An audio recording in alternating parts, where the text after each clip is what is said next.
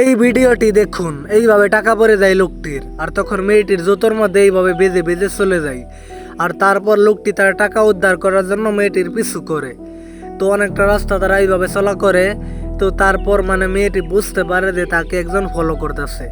তো তারপর মেয়েটি পিছনে তাকায়, আর তারপর দেখে এই লোকটি এইভাবে বসে আছে। তো তারপর মেয়েটি একটি থাপ্পড় মারে, আর তারপর লোকটি খুবই ইমোশনাল হয়ে যায়।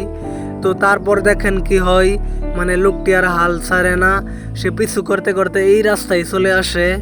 তো মেয়েটি তাকিয়ে দেখে, তারপর এইরকম হাস্যকর কাণ্ড ঘটে। তো তারপর মেয়েটি খুবই হাসে।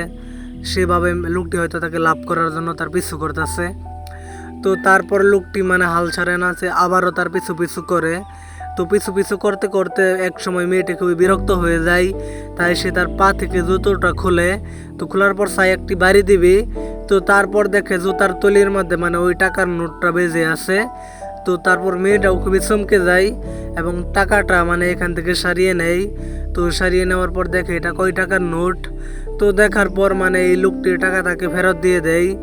তো তারপর এই লোকটি টাকাটা ফেরত পেয়ে খুবই খুশি হয়ে যায় এবং তারপর সে আনন্দের সাথে এখান থেকে চলে যায়।